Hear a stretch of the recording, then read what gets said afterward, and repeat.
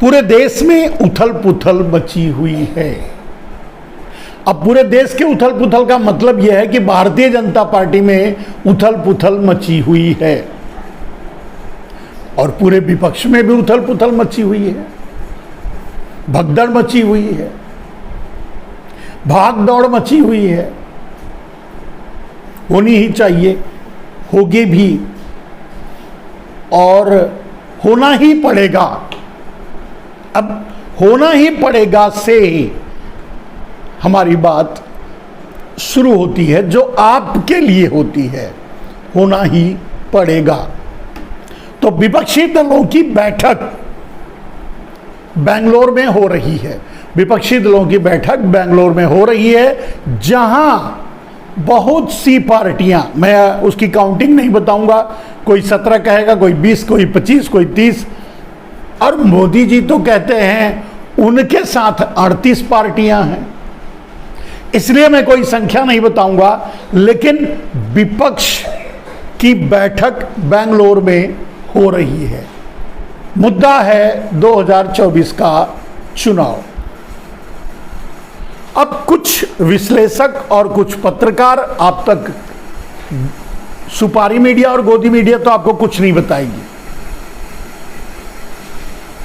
Social media के और YouTubers जो राष्ट्रवादी हैं वो आपको जरूर बताने की कोशिश करेंगे और बताएंगे। इस बैठक के बारे में भी और नरेंद्र मोदी के छटपटाहट के बारे में भी, बीजेपी में हो रही हलचल के बारे में भी वो आप तक पहुंचाएंगे और बताएंगे। उन्हीं के पीछे की कहानी आपको मैं बता रहा हूं, बताऊंगा। आपका बहुत ज़्यादा समय नहीं लूँगा, हालांकि क्योंकि मैं देर रात जुड़ता हूं, इसलिए आपका ज़्यादा समय लेना अब नहीं लेता। कम से कम समय में आपको जो कहना चाहता हूं वो बता देता हूं और चाहता भी हूं। विपक्षी दलों की बैठक बेंगलोर में हो रही है। पत्रकारों का कहना है कि एक बहुत बड़ा रेवोल्यूशन है और इसके लिए और क्या करने चाहिए, क्या सावधानी बरतनी चाहिए, उसका एक एजेंडा तय होना चाहिए या सबको मिलकर लड़ना चाहिए। बहुत से सुझाव, सजेशन सबकी तरफ से अपने अपने तरीके से लोग दे रहे हैं। पत्रकार भी अपनी तरफ से समाचार के अलावा सलाह भी देते हैं और दे रहे हैं।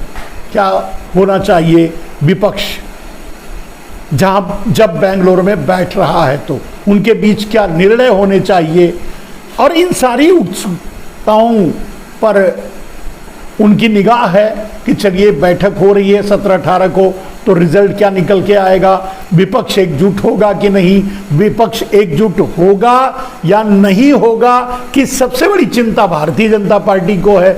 और सुपारी मीडिया तो बड़ी परेशान है, न दिखाते हुए भी, समाचार तो नहीं दिखा रही है, बैठक हो रही है उसके बारे में तो नहीं बता रही है, लेकिन ये बार बार कह रही है कि बैठक फेल हो गई।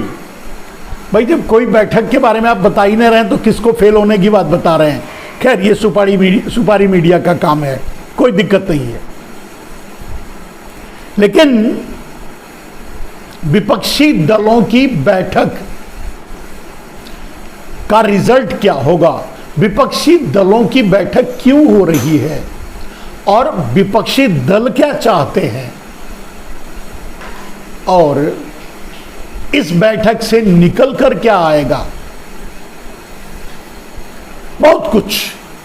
कौन मानेगा, कौन नहीं मानेगा, एजेंडा तय होना चाहिए, ये होना चाहिए, वो होना चाहिए। बहुत से लोगों के सुझाव, जो इंटेलेक्चुअल्स हैं, पत्रकार हैं, राष्ट्रवादी, उनके सुझाव, उनकी बातें, उनका अपना विश्लेषण, ये सब कुछ आप देख रहे होंगे। तो अब सुनिए पीछे की बात। विपक्षी दलों की बैठक बेंगलोर में हो रही है।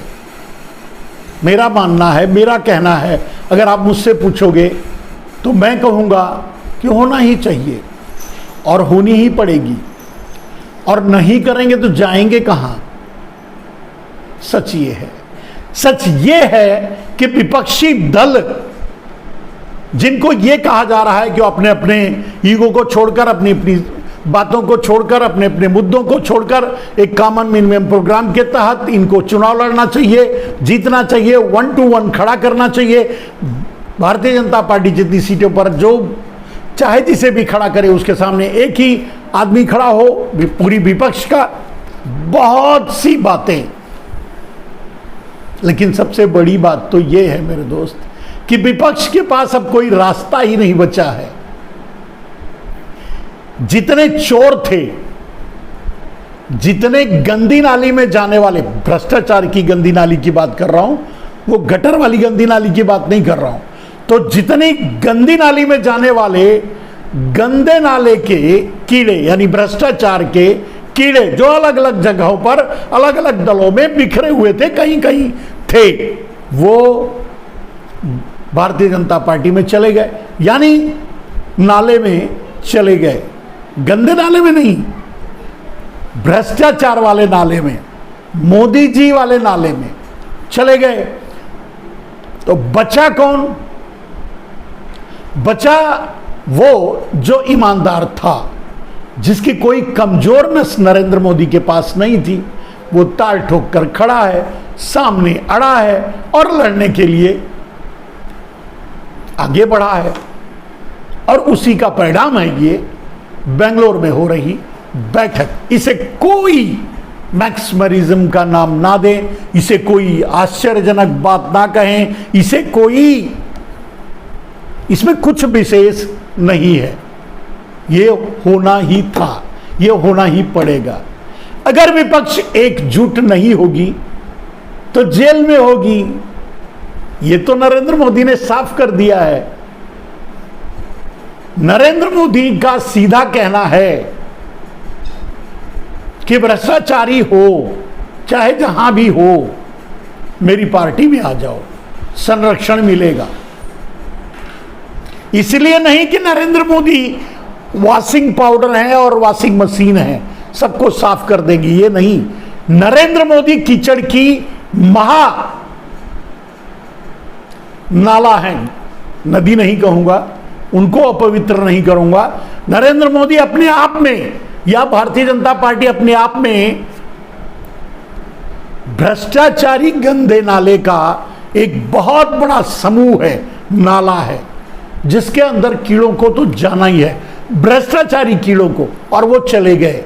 बचे हैं जिनका नरेंद्र मोदी कुछ नहीं बिगाड़ सकते, कुछ नहीं उखाड़ सकते, जिनको डराने के लिए कोई उनका लूप होल्स मोदी जी के पास नहीं है, जिनके पास ब्लैक मनी नहीं है, जिसको वो मोदी जी को शेयर कर चुके हैं और उसकी जानकारी नरेंद्र मोदी जी के पास पहुंच चुकी है। छापे मार मार के ढूंढ ढूंढ के एक बाल भी नहीं निकाल पाए, बाल की खाल भी नहीं निकाल पाए जब नरेंद्र मोदी, तो ऐसे लोग ही बस अब सामने खड़े हैं। और अगर नरेंद्र मोदी चाहें तो ना कुछ होते हुए भी, ना अपराधी होते हुए भी जेल में तो डाल ही सकते हैं। अब जेल से बचने के लिए, ठीक है, जेल से बचने के लिए और साथ में देश को बचाने के लिए विपक्ष के पास कोई रास्ता है नहीं, उसको एक होना ही पड़ेगा।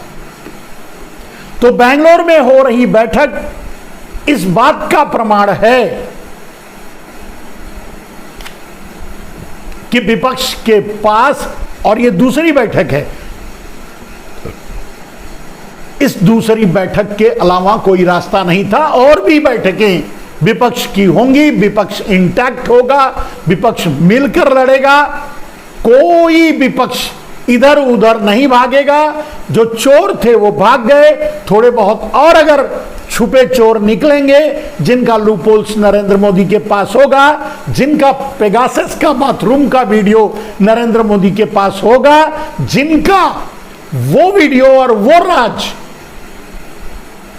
जिसे अपनी लंगोट के अंदर छुपा रखा है, वो अगर नरेंद्र मोदी के पास होगा तो वो भी भागेगा। सारे भगाने के बाद जो बचेंगे और वो शुद्ध होंगे और वो सब मिलकर लड़ेंगे। इसके लिए कोई शाबाशी देने की जरूरत नहीं है, बाबाई करने की जरूरत नहीं है, ये करना ही पड़ेगा।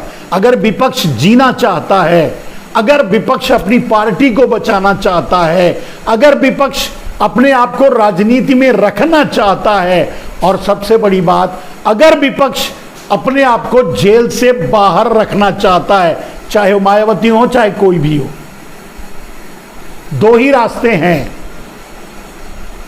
या तो मोदी से लड़ जाओ और या तो मोदी में समा जाओ, यानी